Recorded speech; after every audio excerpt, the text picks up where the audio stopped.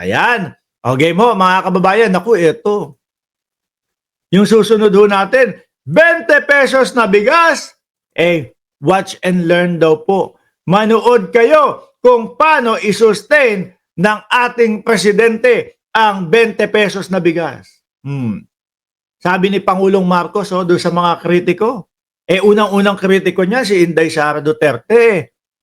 Di ba Ronaldo Yepes at Delia Rosario? Unang-una na kritiko ng 20 pesos na bigas, mga kababayan, si Vice Presidente Inday Sara Duterte. Bakit to? Nung inilabas, Mayo 1. Aba, sinabi ba naman, bakit nila itinapat sa eleksyon? No? Ipambabayad lang yang 20 pesos na bigas na yan sa mga boto. Pamumulitika lang ang gagawin niyang 20 pesos na bigas na yan. Imbis sana tuloy-tuloy yung mga kababayan natin nakakakuha ng 20 pesos na bigas, ano po ang nangyari? Hininto para maiwasan na yung pamumulitika at maiwasan yung pag-issue. Pero hindi papatinag ang ano niyan, gobyerno. Hindi ho magpapatinag ang gobyerno, mga kababayan. Ano po ang ginawa? Pagkatapos ng eleksyon, ibinalik ang 20 pesos na bigas. Mayo 13, kaumagahan nakabalik na ang 20 pesos na bigas. Ngayon, ang isinisigaw naman mga kababayan, nung mga DDS o nung mga kasulid o yung mga kaloslos. Isang ang bagsak dyan, mga kaloslos! Tapos lagyan ng kamao at kulay green na heart. Mga kaloslos! Los Nemo!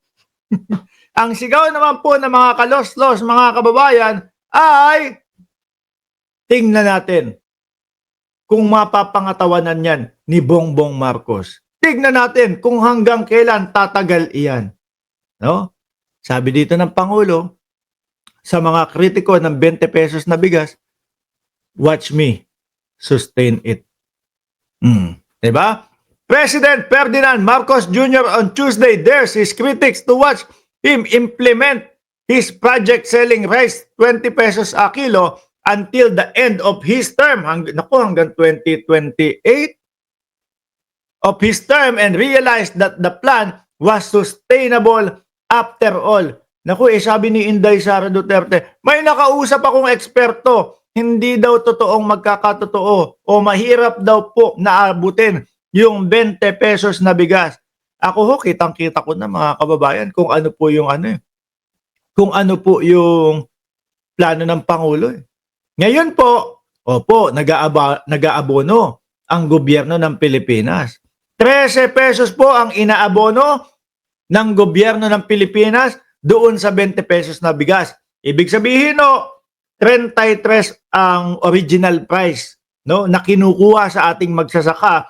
20 pesos babayaran nung mga kababayan natin. 13 pesos gobyerno po ang magbabayad noon. Sa ngayon lang Pero nakita nyo po yung mga malalaking rice processing.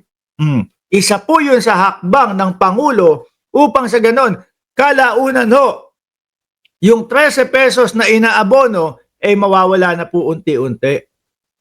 Bakit kapag doon na pinadaan, pagka doon na kiniskis yung mga palay ng mga magsasaka, mga bossing, siyempre bababa na yung gastos ng mga magsasaka. Imbis na mga sa pribadong kiskisan o pribadong nagpapaputi ng mga bigas o nagpoproseso ng bigas, sa gobyerno na.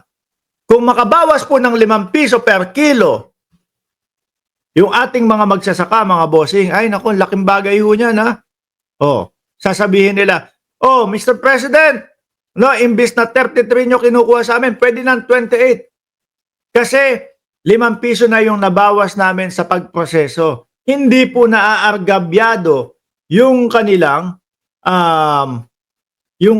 tubo. Di ba? Hindi po naaargabyado yung kanilang tubo, mga bossing. Yan yung nakikita ko at mas madami pa akong nakikita na susunod na magiging proyekto ng Pangulo upang yung 20 pesos na bigas magtuloy-tuloy hanggang 2028 mga kababayan. Ganun lang naman ho yan, kasimple, no? Unti-unti hanggang mawala yung abono. Pag hindi na nag-aabono ng 20 pesos, ng 13 pesos ang gobyerno, o di, tuloy-tuloy na lang, diretso na from farmers to mamamayang Pilipino. At eto pa ho, mga kababayan, ang magandang balita tungkol dyan. 120k minimum wage earners, inaasahang makikinabang na din sa benteng bigas, meron. Yung pala pangalan, benteng bigas, meron. Benteng bigas, meron na, BBM. Malamang ho ito, mga kababayan, para doon sa mga DDS. Napakalaking issue na naman ito. Bakit benteng bigas meron ang pangalan niyan?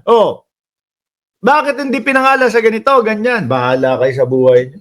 Ang importante, yung mga kababayan natin, na imbis po 40, 50, 60 ang ibinabayad doon sa kanilang bigas, eto, merong 20 na huhugutin sa kanilang bulsa at meron pong kapalit na 1 kilong bigas.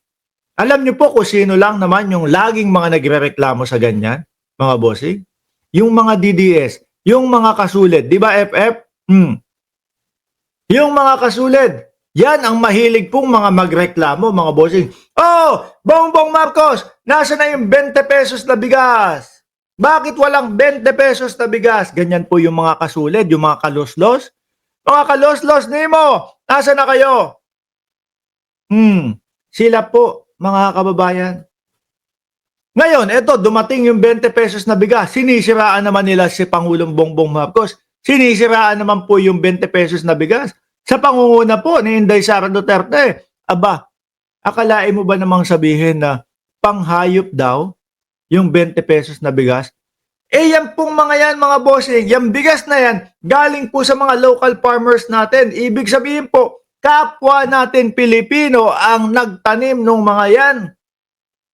Tapos sasabihin ng Vice Presidente, panghayop daw po. Bigla akong naawa doon sa mga magtatanim natin. Doon sa mga magsasaka natin. No?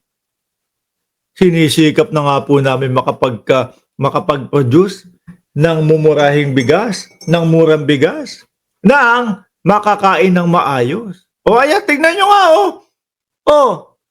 nakalagay sa litrato, 20 kilo ng bigas. Tignan nyo, ako kaya kong kainin yan eh. Bigyan mo ako ng galunggong na pagkalutong-lutong. Bigyan mo ako ng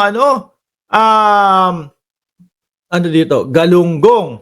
Pritong galunggong, ha? Tapos, nilagang kangkong o steam kangkong. Tapos, nilagang okra. Piniritong talong. Tapos, in-steam na ampalaya. Tapos, lagyan mo ako ng sausawan na bagoong bagoong balayan with matching sili. Ay, Diyos ko po. Magsaing ka. Magsaing ka tatlong gatang. Baka kalahati no sa akin. Diyos ko. Itong mga DDS, mareklamo ho sila, mga kababayan.